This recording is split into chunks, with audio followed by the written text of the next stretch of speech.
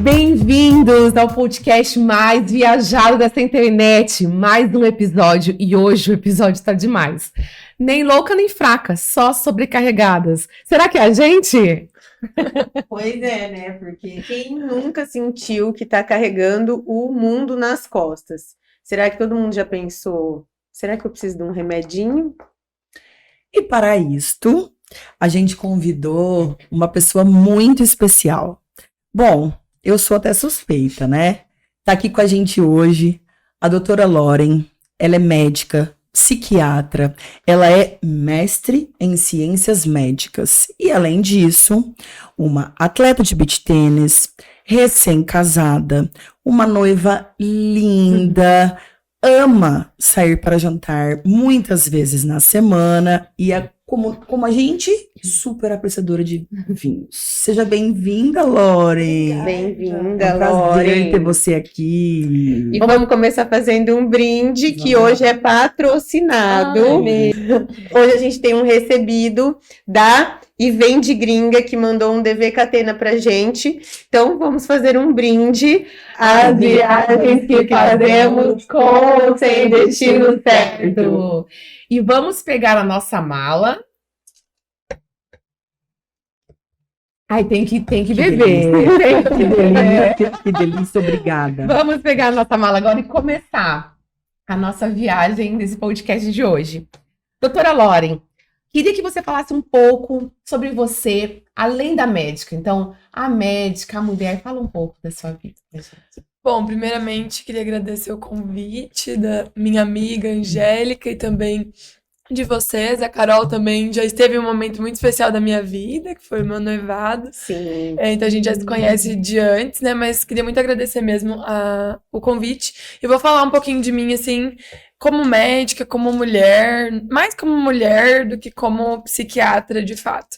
Eu acho que quando me perguntam sobre a medicina, é muito fácil falar sobre medicina, porque sempre foi o meu desejo, desde a 4ª série, e sempre foi uma coisa que eu quis, assim, que eu esperava do meu futuro, né? Eu sempre trilhei esse caminho, nunca foi uma dúvida, mas a psiquiatria nunca foi uma certeza. Ela se torna uma certeza a cada dia na minha vida.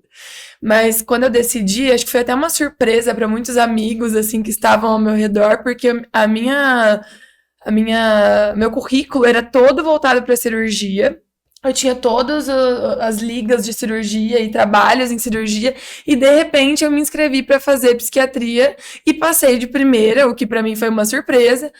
E tô aqui, né, sendo psiquiatra já há 1 ano e 3 meses.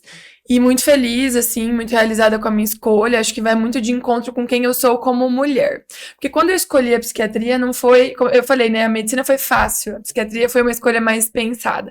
Quando eu escolhi a psiquiatria, foi pensando muito no que eu queria ser como mulher. Então, eu tenho uma aspiração de ser mãe, eu tenho uma aspiração de ser uma esposa presente, e a cirurgia, infelizmente, não ia me proporcionar. A gente sabe que, em algum momento, ia me proporcionar? Iria, mas eu ia ter que abrir mão, assim, de talvez uns 10, 15 anos da minha vida, de uma vida que eu não queria abrir mão de 10, 15 anos. Então, não foi que eu fui pra psiquiatria porque era uma área mais fácil, né? Porque às vezes as pessoas vão falar assim, uma área fácil. Não, não é. Mas é porque ia mais de encontro com os meus objetivos de vida. Então, eu pensei assim, eu quero ser uma mãe, eu quero ser uma mulher, uma esposa presente, eu quero fazer exercício físico, e não é negociável pra mim, isso é uma prioridade, né? O exercício físico na minha vida. Até os meus pacientes que me veem, me seguem nas redes sociais, eles sabem que eu faço. Eu tenho várias pacientes que fazem beach tênis por influência minha, né? Uma das causas foi influência minha. Então, eu acho que a escolha pela psiquiatria e pela medicina vai muito de encontro com o que eu quero ser na minha vida. E te exige mais em consultório, né, Lore? Sim, também. E eu tenho essa vivência do consultório, que é uma coisa que eu consigo planejar mais, né? Eu gosto dessa coisa. O psiquiatra gosta de tudo muito bem planejado, a gente gosta de ter o controle das coisas. Então, a minha escolha vai muito dentro disso, mas eu não sou só isso, né? Eu sou uma mulher engraçada, eu sou uma pessoa que eu gosto de viajar, que eu gosto de beber vinho, eu gosto de comer bem. De comer. Magrinha, né? Eu gosto de comer bem, eu gosto de estar com meus amigos, eu gosto de estar com a minha família. Então, tudo isso, todas as minhas escolhas, elas vão de encontro com quem eu quero ser e com quem eu estou me tornando. E eu acho que nisso eu tenho me saído bem, assim, tô conseguindo. Eu acompanho a Lauren e vejo também você e seu marido, né, Lauren? São Sim. bem parceiros, então talvez acho que você fez a escolha. Bom, eu sou sua paciente, acredito que você fez a escolha certa. Eu espero que sim. E falando em ser sua paciente, Lauren, vamos falar um pouquinho sobre ansiedade. Eu acho que ansiedade parece que virou o novo normal, né? É difícil alguém que a gente converse que ou não toma um remédio, ou que precisaria tomar um remédio, ou que tem, ou já teve uma crise de ansiedade. Qual que é a diferença entre a gente estar ansiosa por uma situação, né, em um determinado momento da vida, ou ter um transtorno de ansiedade? Essa é uma ótima pergunta, eu acho que essa é uma dúvida que vale R$1 milhão, assim, né? Porque todo mundo tem essa dúvida. Quando que eu devo procurar, de fato, um psiquiatra? Nós, da psiquiatria, infelizmente, nós somos escolhidos por último, né? Numa cadeia de eventos que leva a pessoa a buscar melhorar, geralmente o psiquiatra fica lá no topo esperando o paciente chegar. Mas a ansiedade é um sentimento normal do ser humano, na verdade a ansiedade é um sentimento adaptativo. Todo mundo tem que ter ansiedade, senão a gente não olha para os dois lados para atravessar a rua, a gente não toma algumas providências na nossa vida, assim, para se prevenir de um ataque, por exemplo, ou de um perigo. Mas qual que é o problema? É quando essa sirene, né, do estou em perigo, começa a disparar sem que tenha um estímulo. E aí a gente tem um transtorno. Porque eu sinto medo de tudo, eu tô apreensiva por tudo, eu estou antecipando coisas que sequer aconteceram ou sequer vão acontecer, e eu estou deixando que isso me domine, né? E aí a ansiedade começa a se alastrar pela vida da pessoa, pela vida pessoal, pela vida profissional, pela vida acadêmica. E aí quando a pessoa vê, ela está realmente tendo vários prejuízos, que é isso que marca o transtorno, né? Ter os prejuízos por conta da ansiedade. A ansiedade pode ser definida pelo paciente por vários sintomas. Então, apreensão, dor no peito, tensão, uma dificuldade para dormir, uma redução do apetite ou, em alguns casos, um aumento do apetite. Pode ser também marcada por cansaço, fadiga. Então, são sintomas muito diversos.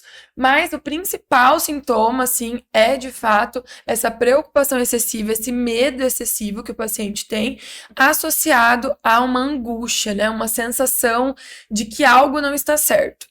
Quando o transtorno de ansiedade ele se instala, dificilmente ele vai sair sem que haja um determinado tratamento, né? Então, seja um tratamento psicoterápico ou seja um tratamento farmacológico. Sim. Eu gosto sempre de associar os dois, né? De que o paciente tenha essa associação do tratamento psicoterápico e do tratamento farmacológico, porque a gente sabe que hoje é o padrão ouro de tratamento, né? Mas eu sei também que há muito receio, né, em buscar o psiquiatra. Hoje mesmo eu dei uma alta para uma paciente que estava em acompanhamento comigo há 2 anos, e eu falei ainda para ela, né, eu falei assim, nossa, olha só, né, quando você chegou, você tinha sintomas de taquicardia, dor no peito, uma sensação de que algo ruim ia acontecer, que uma catástrofe ia te atingir. E hoje a gente tá aí já há 1 ano e 6 meses sem sintomas, você tá super bem, numa dose baixa da medicação. Eu acho que você tá pronta pra alta. O que você acha? E aí ela falou assim, eu me sinto pronta, eu me sinto preparada. E a gente planejou a alta dela. E eu imagino dela. A felicidade dela. Exatamente. E é assim, né, Lauren, todo mundo, acho que as pessoas têm mania de falar, né, sou ansiosa. E eu acho que as pessoas, é isso que você falou, procuram o psiquiatra por último, né? E eu vejo por mim, que eu cheguei, né, num último momento para procurar um profissional, e eu realmente tinha palpitação, uma sensação de que eu tava infartando, né? E lembro que quando a Lauren me medicou, os primeiros 15 dias, eu lembro, a primeira semana que eu tomei o remédio, eu ligava pra ela e falava, Lauren, esse negócio tá me piorando, porque realmente aumentou muito a minha ansiedade, a ponto de eu sentir o meu coração, tipo, eu falava, eu vou morrer. E ela falava, você precisa aguentar 15 dias pra gente ver se vai precisar mudar. Enfim, tá tudo certo, deu tudo certo. Isso, me perguntou. E eu acho importante também a Lauren falar essa questão da alta, porque muita gente não procura, eu escuto isso direto, porque eu nunca tive restrição, né, porque eu sempre tive muito problema pra dormir por conta da ansiedade, Mas eu ouço as pessoas falarem, não tomo remédio porque senão vou tomar o resto da vida. Isso, e na verdade, assim, ó, essa questão do tomar o resto da vida é porque, de fato, tem pessoas com transtornos mais graves que necessitam de um cuidado continuado por muito tempo. Mas também tem pessoas que se medicam, né, que buscam um atendimento, recebem o tratamento e nunca mais voltam. E começam a renovar a receita com um amigo. Hoje em dia, todo mundo tem um amigo médico, só nessa mesa já tem 2, né? Então... Mas eu não renovo receita, viu, Lora? Então, assim, a gente acaba vendo pessoas que tomam medicação por muito tempo porque não fazem acompanhamento de fato especializado. Eu tiro muito essa dúvida no consultório. Lori, mas eu vou ter que tomar medicação pro resto da vida? Não, não necessariamente. Porém, se quando a gente tentar essa alta, nós percebermos que você voltou a sofrer por conta dos sintomas, opa, eu não vou te deixar sofrendo, você vai voltar com o tratamento. A gente vai ter que recalcular a rota. Quando a gente erra alguma coisa num itinerário de viagem, a gente tem que recalcular a rota. Então, a gente vai recalcular a rota porque houve um imprevisto, não era o que estava previsto para acontecer, mas, no geral, o tratamento de ansiedade, ele dura, em média, 2 anos, né? Então, assim, o paciente que chega até mim com transtorno de ansiedade leve a moderado, nós sabemos que ele vai demorar mais ou menos, se ele seguir o script, né? Vai demorar mais ou menos ali uns 2 anos para a gente conseguir a estabilização. Mas... tem, sim, alguns casos que tem que ser usado medicação por mais tempo. E eu faço uma pergunta até pra vocês, assim.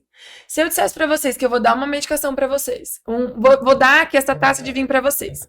E aí, todo dia você vai ter que tomar essa substância pra você se manter estável, bem, conseguir viver a sua vida com tranquilidade, conseguir levar suas coisas do dia a dia com leveza, conseguir ser quem você é, porque o remédio não muda quem você é. Conseguir ser, de fato, quem você é na sua melhor versão. Vocês tomariam ou não? Eu não, a Obviamente. Tatiane tomaria. Não, eu tomaria. Eu tomaria, eu sou bem consciente. Tanto que eu, né, esses tempos que eu tava sem remédio, acho que eu até falei com você, ó, o ano passado. E eu liguei e falei, Lone, nossa, mas eu tava tão bem. E eu tava bem mesmo. Foi 15 dias, de repente eu fiz, puf. Aí a Lauren falou, bem o paciente psiquiátrico, né? Que, tipo, eu tava ótima, mas de repente, então assim, por quê? Porque eu parei de repente. Isso. E hoje eu tenho plena consciência de que eu não posso parar. Isso. Um dos objetivos, Lauren, de trazer você para essa conversa é reconhecer que, principalmente, né, as nossas telespectadoras aí, elas têm muitas dúvidas e muitas angústias sobre os próprios sentimentos. E quando isso, então, vale uma atenção médica, e como não vale, assim como diz o título do nosso podcast. Nessa mesma linha de raciocínio, eu me lembro que há 1 ano e meio, 2 anos atrás, eu entrei em contato com você e disse, agora não é uma conversa de amiga, agora é uma conversa profissional. E eu te disse sobre o quanto eu me sentia cansada. A palavra que eu costumo sempre usar é sobre o quanto eu me sinto exausta, com todas as funções que eu exijo hoje, pensando no meu trabalho, pensando no meu maternar, pensando na minha vida social, pensando em toda a rotina que eu sigo, e você trouxe para mim, nessa conversa que eu achei então que era só um desabafo, né, o burnout.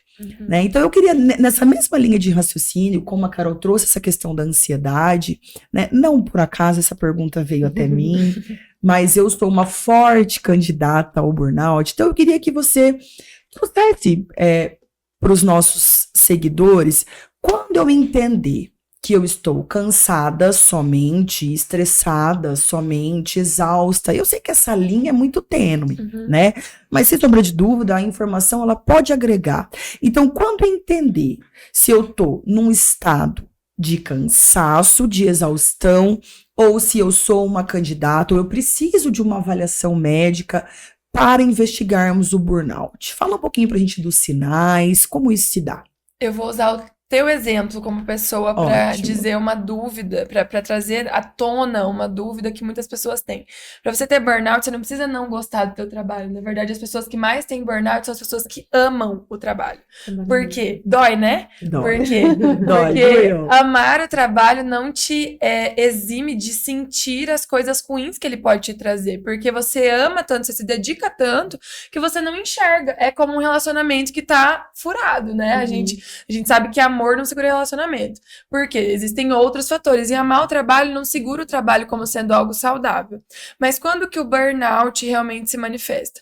Os sintomas são diversos. Podem vir sintomas parecidos com ansiedade, depressão. Então, é uma tensão, uma sensação de inutilidade, uma sensação de esgotamento físico, mental muito forte, de forma que o paciente, ele descansa, mas ele não se sente descansado.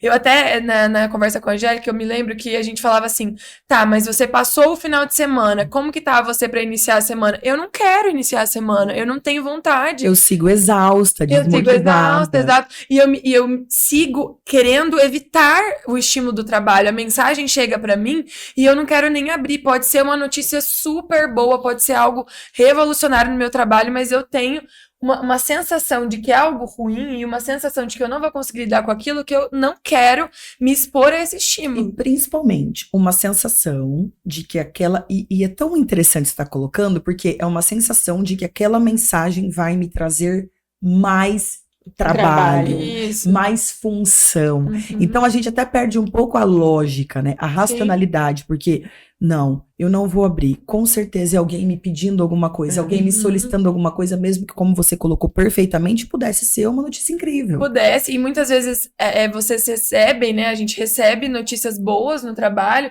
só que a gente tá tão sobrecarregado mentalmente, fisicamente e de todas as formas possíveis que aquela notícia boa ela não é nem interpretada como uma boa notícia, né? Ela é vista como realmente mais uma demanda. E quando você olha pro teu trabalho como um conjunto apenas de demandas, o sentido dele vai se perdendo totalmente, né? Eu acho que ninguém entrou nas profissões que está atualmente. A Carol tem uma história diferente, que eu já vi a história dela da profissão, mas ninguém permanece na profissão que está, acho que é melhor, permanece na profissão que está atualmente sem um propósito, né? Porque isso move muito mais a gente do que outros ganhos e do que outros benefícios, né? Esse propósito que a gente encontra. Muitas vezes a gente não inicia com esse propósito, mas a gente segue por conta dele, né? Mas o burnout, ele é hoje visto como um conjunto de sintomas mais incapacitantes, né? A gente tem visto aí uma epidemia de burnout. Nós, como psiquiatras, a gente não tem um CID específico que diga burnout, tem um CID que fala sobre esgotamento relacionado ao trabalho, mas não é um CID que a gente utiliza assim com muita frequência. A gente geralmente associa o burnout a um outro CID. O que é um CID, né? É o Código Internacional de Doenças. Então, por exemplo, fulano tem depressão, CID F32, né? Então, ele tem um código que define o que é determinada doença. No burnout, a gente geralmente observa um quadro associado. Então, o paciente apresenta um quadro de um transtorno de ansiedade associado, um quadro de um transtorno depressivo maior associado. Então, a gente vai colocando junto, isso, né? vem tudo junto, e muitas vezes com sintomas misturados. Só que uma coisa marcante do burnout, que eu acho que é o que mais importa, assim, eu comentar com vocês, é o descanso não repara. Nós, quando estamos cansados, o descanso nos repara. Quando a gente está em burnout, não adianta descansar. Parece que o descanso nunca é suficiente. Teve um paciente que me disse assim, parece que a noite ela é curta demais. Mas eu durmo 8 horas por noite, mas Olha parece aqui, que a gente. noite é curta demais. Olha aqui, acho que vamos ter que mesmo continuar aquela conversa. Então assim, parece que o final de semana é curto demais. E no final de semana, mesmo ele passando o final de semana jogado na cama, parece que não restaura, né? E o que é isso? É um cansaço? Se eu tô cansada, eu deito, eu me descanso, certo? Se eu tô cansada, eu tenho uma boa noite de sono, eu geralmente me sinto reparada. No burnout, não. Porque quando a gente tem, né, uma crise de ansiedade, por exemplo, que acontece no burnout, mas a gente se sente... Você já teve? Todo mundo aqui já teve crise de ansiedade, Eu né? nunca tive uma Não? crise de ansiedade. Porque a gente se sente Um dia emocionalmente você chega lá. exausta. Não é emocionalmente exausta. Eu, pelo menos, assim, a semana que eu percebo que eu tô desregulada, então imagina o burnout, que é tudo junto, né? Ao mesmo, ficaria acontecendo, então E é uma coisa que você ama, e que é mais difícil. E aí não consegue das pessoas entender, perceberem. né? Não, e muitas vezes a pessoa não aceita, porque assim, eu gosto disso, isso é o meu propósito. E é justamente por isso que a gente acaba trabalhando tanto, porque Uhum. faz o que gosta, né? Isso, e é nesse caminho, as pessoas às vezes enxergam o burnout como eu não gosto do que eu faço, então eu me esgoto mental e fisicamente, quando na Tem uma verdade não. idade, Lauren, hoje que o o burnout é mais predominante? É na faixa dos 30, 40 anos, Que eu acho assim, que é a né? idade que a gente fala, que é o que a gente fala sempre, né? Nossa, eu assim, depois que eu fiz 40, eu sempre falo, gente, a minha hora é agora. Eu Uhum. preciso trabalhar. Porque assim, a minha hora é agora, o meu relógio tá passando. Sim, e na verdade, assim, vocês se veem daqui 10 anos não tendo a hora do agora, vocês vão estar em plenas condições, assim, físicas. Mas pra gente, quando você pensa, né? Eu percebo que, assim, o burnout, ele se instala de uma forma que você fica se questionando Isso. como você vai dar conta desta vida mais 10 anos. Que são perguntas que eu faço, por exemplo, depois de um dia exaustivo, de muitos atendimentos. A Lauren também trabalha com o público da infância e juventude, né? Bom, vocês estão vendo, a Lauren é maravilhosa, né? E ela também trabalha com o público da infância e juventude, e sempre é um atendimento muito exaustivo. Muito, né? Porque envolve muita coisa. Isso, você tem a mãe, Não é só a criança, paciente, né? o pai, a madrinha, enfim, né? A A madrasta. A escola. madrasta, a escola, a pedagoga e por aí vai. Uhum. Então, muitas vezes eu me pergunto, né? Como eu vou conseguir fazer isso, né? Mais 10 anos. Então, isso mostra para mim a patologia instalada, né? O sintoma instalado, uma angústia de como eu vou dar conta. Então, Sim. é mais um sintoma. Ok, eu já entendi. Eu vou continuar a minha consulta com a Lauren em off, tá E eu bom? quero... Pode falar, Tati. Não, desculpa, que eu fiquei com uma dúvida na outra pergunta ainda que eu não consegui perguntar, né, no meio da história.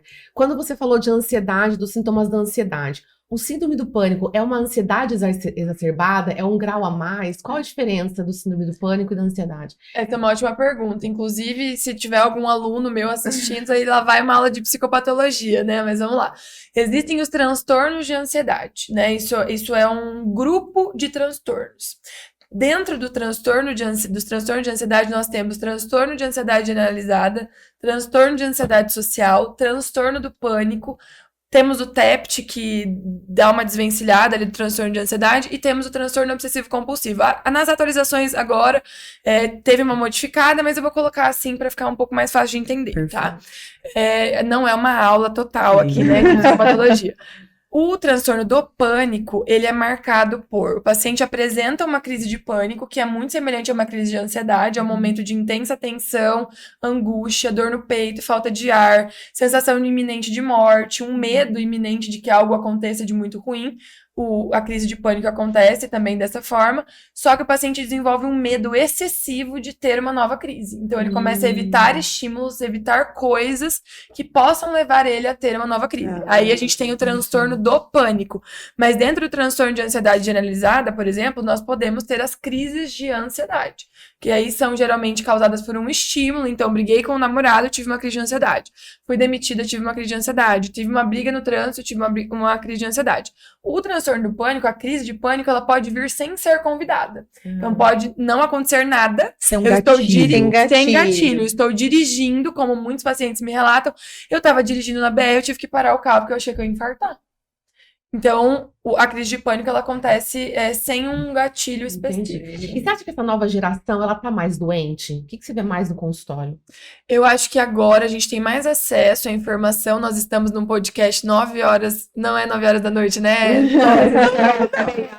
Mas é 9 Eles horas. sabem que é gravado. Então, assim, Sim, nós estamos no final de um dia, depois de trabalho, falando Muito. sobre saúde mental. Então, eu acho que hoje nós temos muito mais acesso à informação de forma facilitada. Então, as pessoas buscam mais. Que bom! Porém, o ritmo que a gente leva a nossa vida hoje não é um ritmo que favorece o bem-estar. É um ritmo que favorece o adoecimento. Então, nós temos aí as redes sociais como uma forma de fuga, como também um escape, muitas vezes. E a rede social, ela consome muito da nossa energia vital e mental. Quando vocês passam o final de semana todo scrollando o feed, né, seja no Instagram, seja no TikTok, você não está descansando. Na verdade, você está se cansando muito mais mentalmente com a ideia de que você está descansando, porque a carga de liberação de dopamina é muito alta. Mas o que eu vejo na geração atual? Uma cobrança exacerbada, uma comparação muito grande por conta das redes sociais. Essa comparação é duro, né? Eu me comparo muito com alguém que tá na minha faixa etária, mas às vezes eu me comparo com alguém que já tem 10 anos, 15 anos de carreira carreira e eu não levo isso em consideração, porque eu quero estar naquele patamar agora. E aí eu acho que isso depende meramente da minha força de trabalho e eu vou ali me esgotando. Quando eu vejo eu tô com algum transtorno, eu desenvolvi algum tipo de transtorno. Um outro ponto que eu vejo muito hoje em dia também, assim, é uma dificuldade de tolerar as frustrações. Então, a nova geração, ela tem, sim, uma dificuldade de tolerar A a frustração. famosa geração mimimi. A gente tem uma dificuldade aí, nós observamos. Eu falo nova geração, gente, eu tenho 29 anos, assim. Eu não sei. Eu fiquei feliz porque ela falou, a gente tem. Então Eu tenho uma dificuldade também que vem da minha geração, que é uma geração mais voltada a expressar os seus sentimentos. Então, por isso que também a gente tem essa impressão das outras gerações de que a gente reclama demais. Mas, na verdade, nós aprendemos. Hoje em dia, falem vocês, né, que vocês são de outra geração. Inteligência emocional nas escolas. Não existia inteligência emocional. Não existia nem espaço. Era engole o choro. isso, A gente aprendeu a engolir o choro, talvez por isso a gente não reclama, a gente aguenta calada. E vocês engoliram tanto o choro que agora esse choro ele vem às vezes sem estímulo e ele vem de uma forma que vocês não estão acostumados a lidar. Então a geração atual busca muito mais, sim, o atendimento. Eu tenho muito mais pacientes de 20 a 30 anos. Posso até fazer uma pesquisa ali para ver os meus dados. Mas, a minha filha é paciente da Lauren também. E tem ali por volta dos seus 22 anos. Então, assim, eu tenho muito essa busca também por conta da cobrança muito grande, dessa comparação muito grande que eles fazem entre si. E também por eu, né, coloco como uso excessivo das redes sociais, das telas, como um fator preponderante, assim, para esse desenvolvimento desses transtornos. A Angélica, que tá mais na infância e adolescência, sabe o que eu tô falando. O uso excessivo de telas é o nosso calcanhar de Aquiles em várias faixas etárias. E até pra nós, né? Eu sofro com insônia. Então, assim, tudo que você vai ver sobre insônia é limpeza do sono sem tela 1 hora antes de dormir. Isso, e é muito difícil fazer isso, É muito difícil. Né? E, na verdade, a gente está oferecendo para os nossos filhos cada vez mais cedo. Porque, apesar da Lauren ter 29 anos, quando eu destaquei minha idade aqui, Laura, eu fui julgada, tá? Nós fizemos cursinho juntos, mas eu tenho só 10 a mais que você, que fique registrado. Só 10. Então, assim, quando a Lauren era criança, por exemplo, ela não tinha acesso às telas. Então, a gente está conseguindo entender a repercussão que isso tem hoje, de uma geração que está com 15 anos, já teve acesso às telas, de uma geração que está com 10 anos, já teve acesso às telas. Com a tela, né? E assim, eu falo para meus pacientes uma coisa que vocês vão concordar comigo. É gostoso ficar no celular. Sim. É gostoso ficar no videogame, é gostoso assistir uma série o dia inteiro. Só que o quanto isso tá te desgastando e você não tá percebendo. O quanto que isso tá te tirando de uma vida saudável, por exemplo. O quanto que está bloqueando a sua criatividade. E tirando a produtividade também. Produtividade, criatividade, capacidade de raciocínio, capacidade de resolução de problemas. O quanto que isso tá te fazendo se comparar com alguém que tem uma realidade totalmente diferente. Eu me incluo nisso, né? Nós, quando éramos adolescentes, nós nos comparávamos com as pessoas que estavam ao nosso redor e com as pessoas que estavam na revista Capricho, mas que eram numa realidade muito diferente. A gente conhecia essa diferença. Você sabia que não tinha oportunidade para você. Você não ia pensar no monstro da Malhação. Na comparação com a Capricho. Você sabia que você não ia chegar lá. Isso. Hoje a gente vê mulheres, por exemplo, com uma vida totalmente diferente da nossa, mas que estão lá magérrimas, saradas, ou então profissionais bem-sucedidas, que têm 10, 15, 20 anos de carreira na nossa frente, e a gente coloca isso como um ideal. Sim. E a frustração vem junto, E nem sempre né? é realidade, né? Porque a gente posta o que a gente quer que mostre. Exatamente. Perfeito, Lauren. A gente comentou com a ansiedade, com o burnout, que muitas vezes o médico psiquiatra, ele tá lá na última opção de tratamento dessa paciente, de ajuda, vamos usar esse termo, para um público que não é médico, né? Então, assim, ela tenta às vezes tudo, ele tenta às vezes tudo antes de chegar no psiquiatra. Então, automaticamente, quando chega, tá extremamente complicada a situação. O que a gente poderia considerar como momento certo? hora certa de procurar um psiquiatra.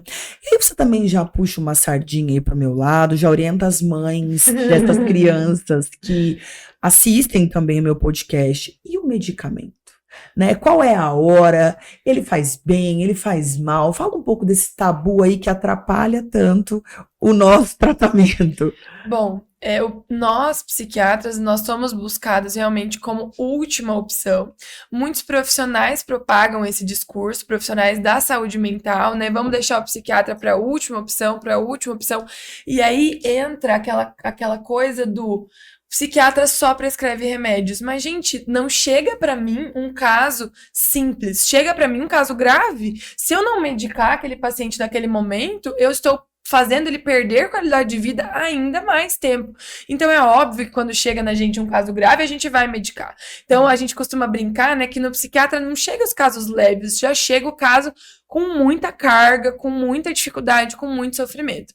Mas qual que é o momento certo de buscar o psiquiatra? Assim que você identifica que o teu sintoma está te causando um sofrimento e está prejudicando a tua qualidade de vida. Basicamente isso.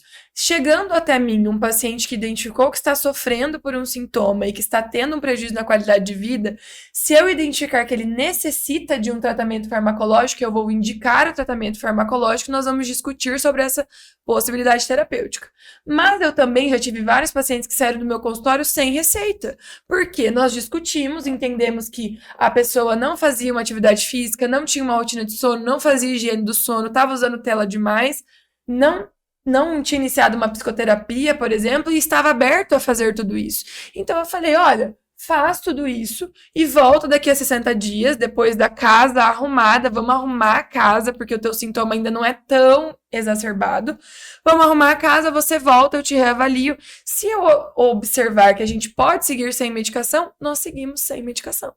Então, nem sempre eu medico, né? Nem sempre o psiquiatra, ele prescreve o medicamento, mas puxando o gancho, né, da segunda pergunta, assim, com relação ao medicamento. Será que o medicamento psiquiátrico ele é tão vilão desse jeito, né? Da onde que surgiu isso? Surgiu de muitos pacientes que nós víamos no passado, né, extremamente aí sedados, sonolentos, e de fato usando medicações que causavam dependência, mas hoje nós temos uma psiquiatria totalmente diferente, acho que a gente liga muito aquela questão do sanatório, isso, né? isso. Psiquiátrica, dopado, Dos tabus.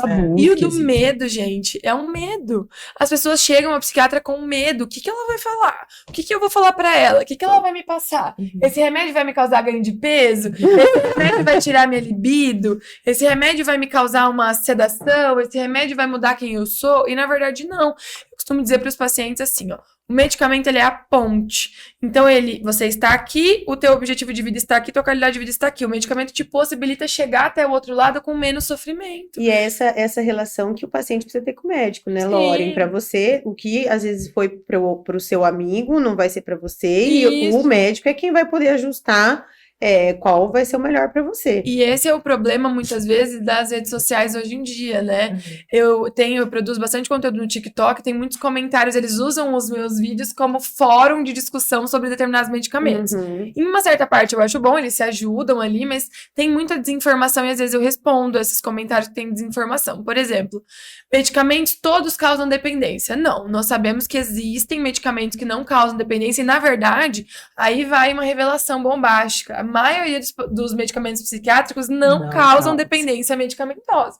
Então, os pais que têm muita resistência em levar os filhos ao atendimento psiquiátrico, a maioria dos medicamentos não causa dependência. Ai, Lauren, mas e a Ritalina, que é muito prescrita na infância e adolescência? A Ritalina é uma medicação de tarja preta, ou seja, tem um potencial de causar dependência, porém, quando bem indicada, quando bem colocada, quando orientada de uma forma correta, ela modifica vidas. Então, o paciente estava ali tendo dificuldade na escola, tendo dificuldade no relacionamento interpessoal, dificuldade dentro de casa, causando um verdadeiro transtorno mesmo para ele e para a família e para todo mundo ao redor, sem querer, obviamente, isso não é uma coisa que depende da vontade do paciente. E aí eu coloco uma medicação, eu faço uma orientação, eu mudo uma coisinha ali na rotina do paciente, a vida dele, da família dele mudam. Então, como que isso pode ser ruim, né? Perfeito, Lauren. O que eu tenho tentado colocar sempre no meu trabalho é a importância que as pessoas, vamos usar esse exemplo, que eu tenho um pouquinho de propriedade nesse sentido, é que os danos causados pela defasagem escolar na vida de um adolescente, de uma criança, eles podem ser muito maiores que o real potencial de dependência do medicamento. Muito maior. E é isso que as pessoas precisam entender. Então, perfeitamente como a Lauren colocou, nós, profissionais e, obviamente, pessoas que passamos informação, precisamos mostrar para as pessoas que o remédio, quem precisa dele, ele faz muito sentido na vida Mas dela. eu queria até lembrar um fato que você uma vez comentou comigo, a gente estava vindo de algum lugar com o Ricardinho no carro e você falou, eu era muito resistente a dar um medicamento pro Ricardinho, ela falou, nossa, como eu me arrependo, porque ele tá ótimo, olha. Por que eu me privei desse benefício? Então é importante falar que a gente também, você como médica que atua nessa área, você também passa por certas situações quando você entra no papel de mãe. Sim. Né? Muda Então, tudo, assim, né? muda Eu tudo. lembro que eu comentei que a minha filha, que foi tua aluna, ela mandou um abraço pra você, ela gosta muito de você. Que ela passou por por um momento também que ela precisou de uma medicação. E o pai, que é um médico super conceituado, que prescreve para outros pacientes, quando foi com a filha dele, ele teve muita resistência.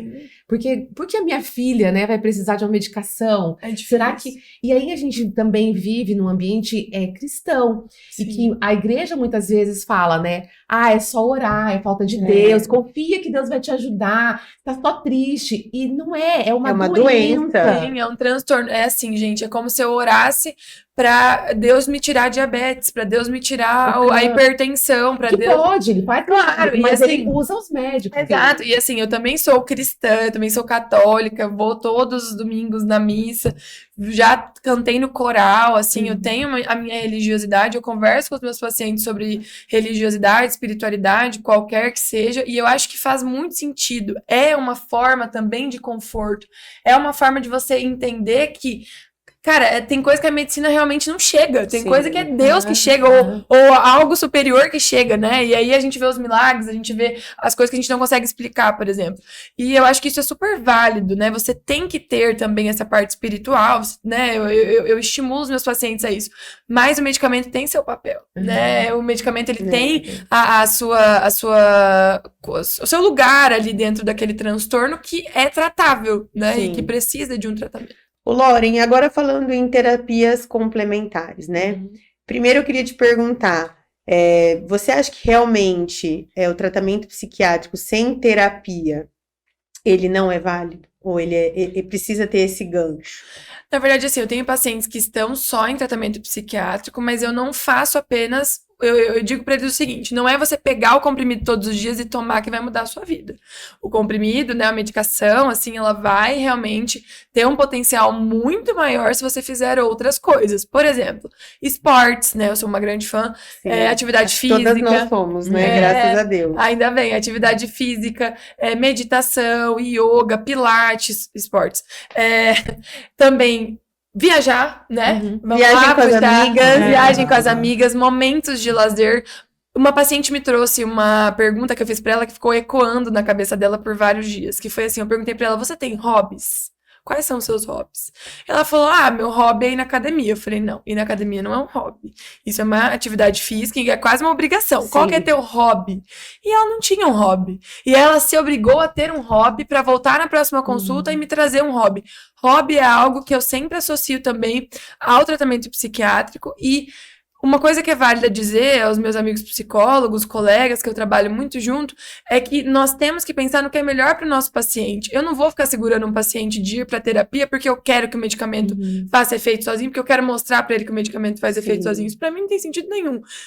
Eu quero que ele melhore, né? De qualquer jeito, eu quero que ele melhore. Então, associar terapia com medicação É o melhor que a gente pode oferecer para os pacientes, sim. Mas o medicamento também pode ser usado como uma única via de tratamento, só que associado a outras mudanças do estilo de vida. Senão, é vazio, né? Ô, Tati, e você? Eu queria falar, porque as meninas, eu sou a única que não toma medicação. Você toma medicação? Não tomo. Então eu não sou mais a única. Não que não precise, vamos deixar eu bem não tomo. claro. O que eu queria dizer Eu não pra tomo, você é que, Tati. assim, Eu quando- tomo talvez até antes desse podcast. Eu queria falar um relato, porque quando eu me divorciei, as pessoas às vezes veem nas redes sociais, nós falamos já sobre isso, e vê uma vida tão maravilhosa e não sabe o quanto a gente está sofrendo por trás da rede social.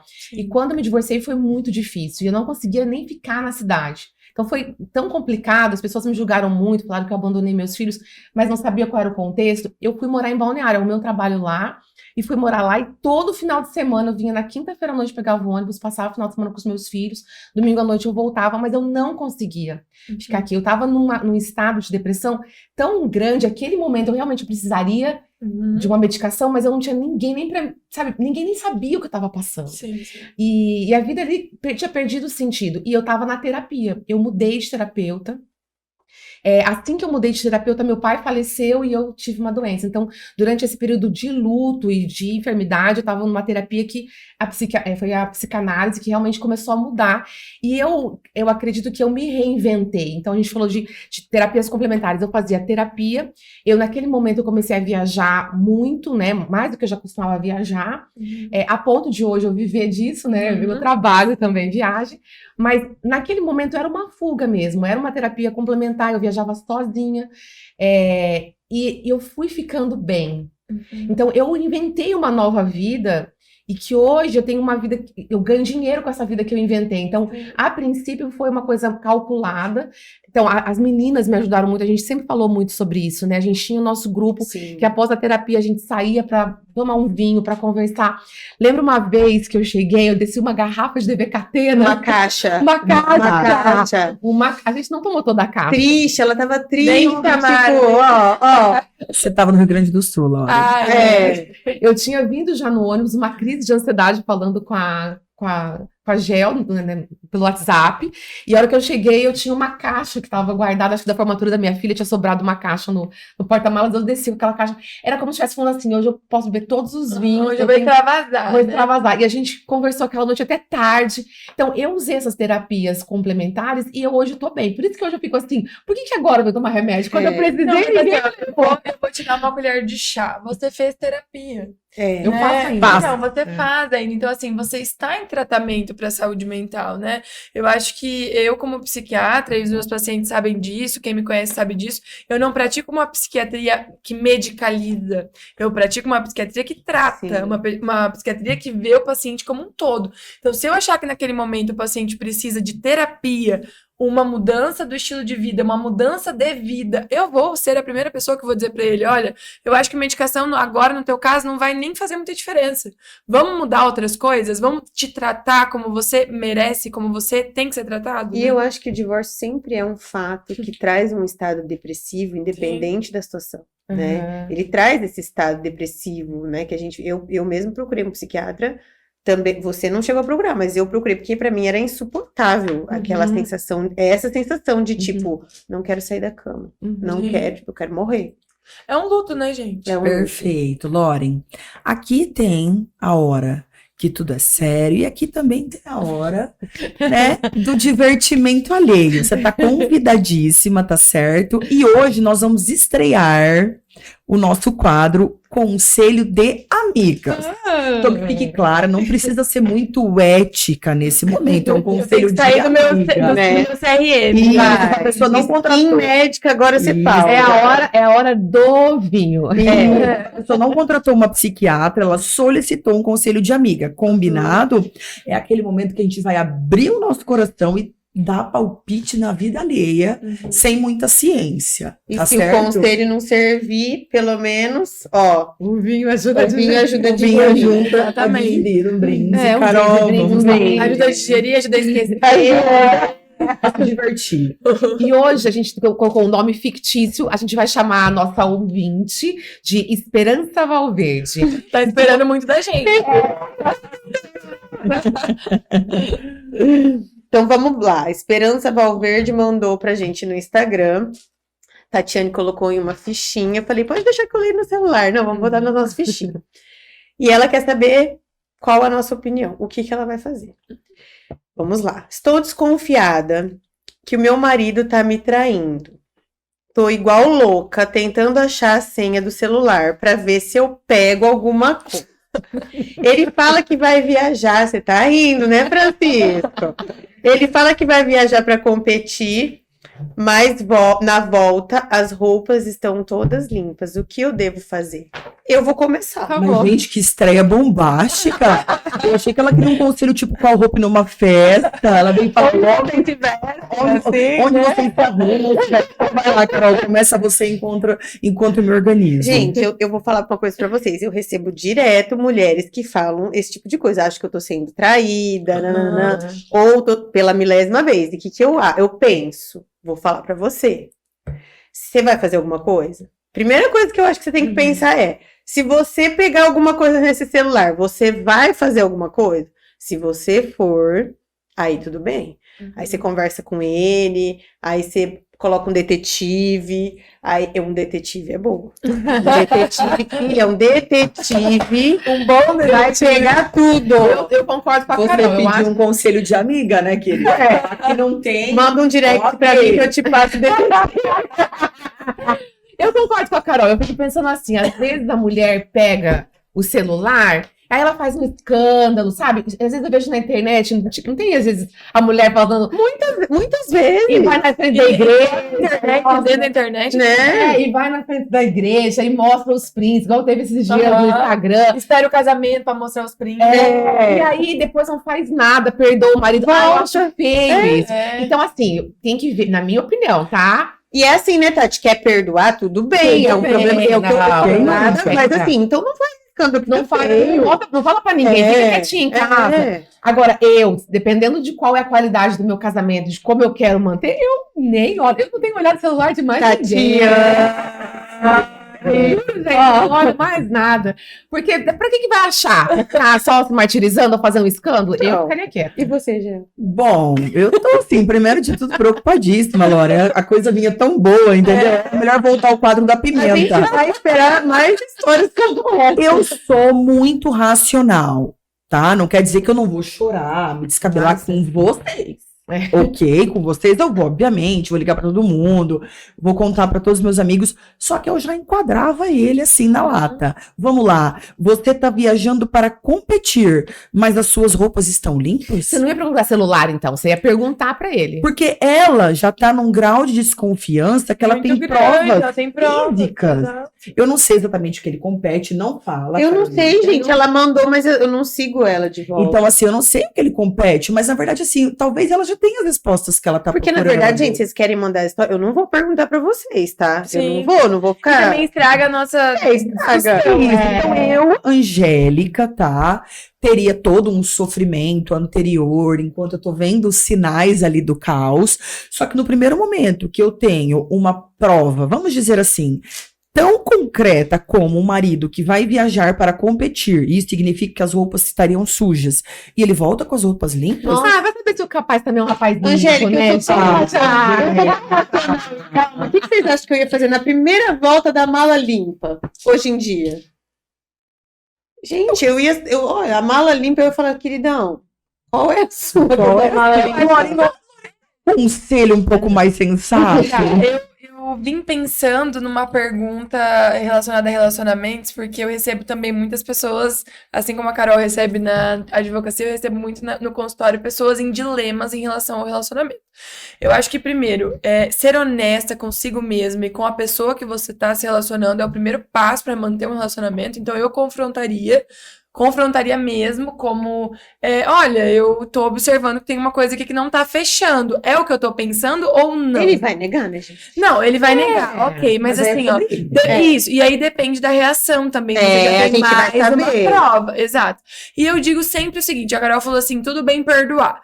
Eu falo eu voltei pro CRM, né, mas assim, ó, eu falo pros meus pacientes o seguinte, Quando você está num relacionamento que não está indo bem, você tem duas escolhas. Ou você permanece nesse relacionamento, ou você sai desse relacionamento. Se você permanecer ou sair, tem duas consequências diferentes. Então, tem consequências de sair e consequências de ficar. Qual você quer encarar? Vai de encontro com a pergunta, com a resposta que você deu. Você vai fazer alguma coisa em relação a isso? Porque se você não for fazer, é o que a Tati falou. Uma complementa a outra. É o que a Tati falou. É melhor nem mexer. Nem mexo. Se você não vai fazer nada, e se aquilo vai ficar martelando na tua cabeça, você vai usar aquilo às vezes como moeda de troca, né? Pra falar assim, mas você me traiu, então eu quero isso. Ou você me traiu, você não pode dizer nada. É melhor nem descobrir, né? É melhor nem ir atrás.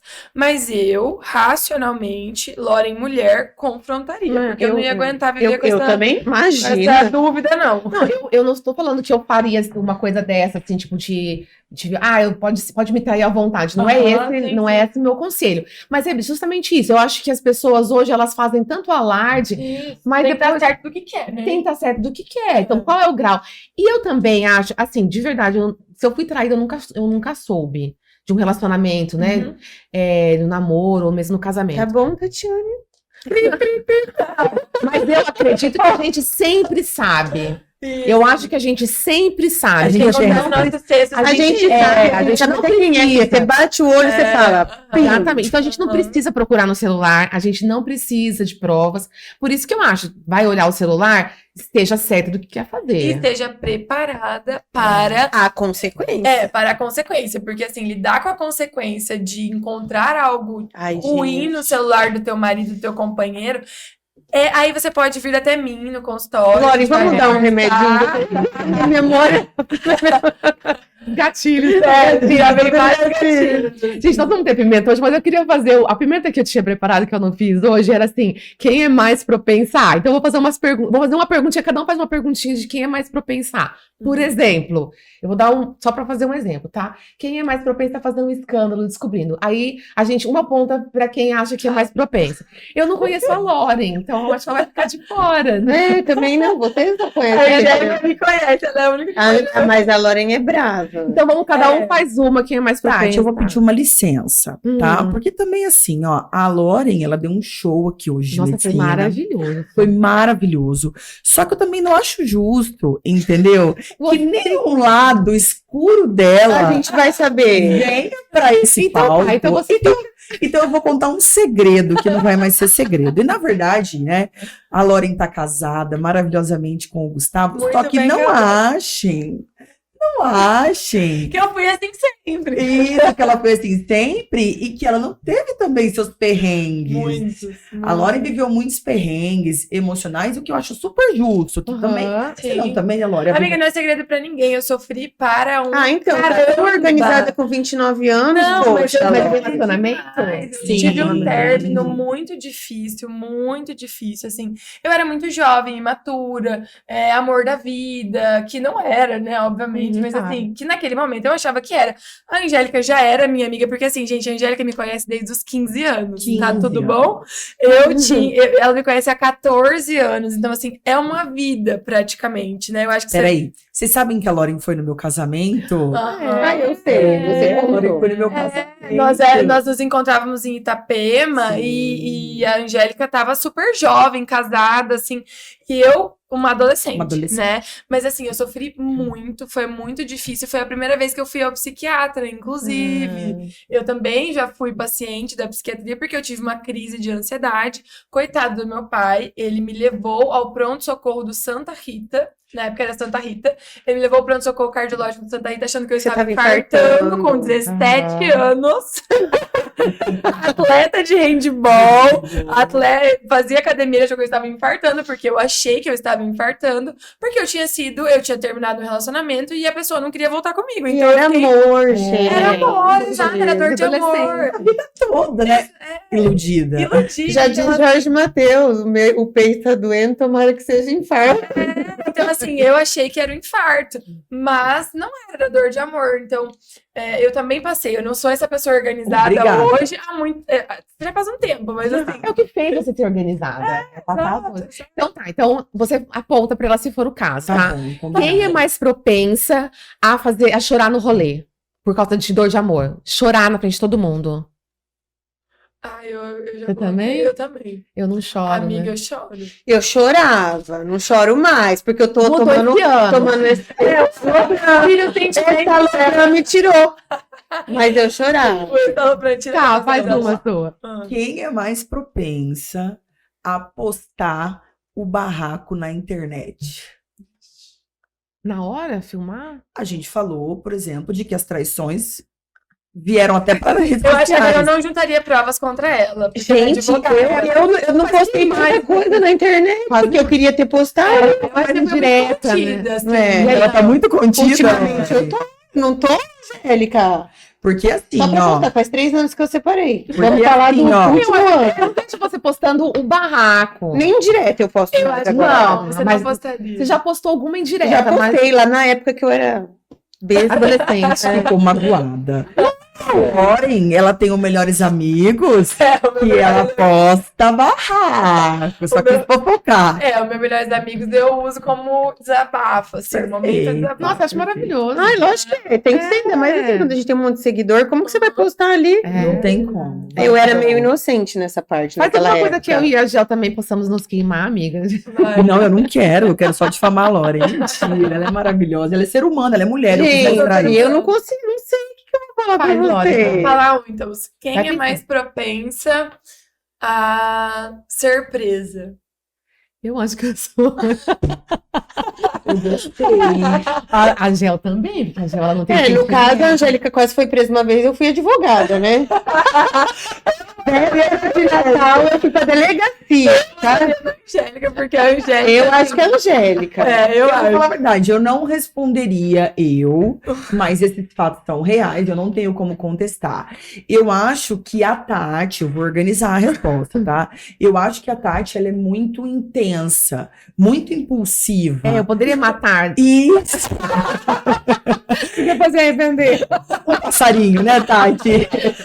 A Loren não. A Loren é brava, a Carol Carol é também brava, é, mas mas a ela- Loren é extremamente autorregulada. Não. E a Carol, ela liga. Ela chora. regulada. Ela só chora, Ela Carol liga e chora. chora, mas ela não mata. A cara é mais Não. introspectiva, né? Ela ia juntar pra Agora, ela. eu assim. sou metida mais organizada, só que Uhum. dependendo do dia. Você programa, É que, amor. na verdade, ó, eu acho que eu sou do tipo assim, ó, cara, eu não vou acabar com a minha vida por causa dessa pessoa. Isso, Tipo assim, Eu vou falar uma mas eu coisa. já, eu já quase acabei com a minha vida, né? Eu vou falar uma coisa que a Tati falou agora que é muito verdadeira. Eu programo a morte da pessoa e ainda programo como eu não vou conseguir ser Eu acho que você acusada. não seria presa, amiga, mas Não, você não cometeria um crime. Igual né?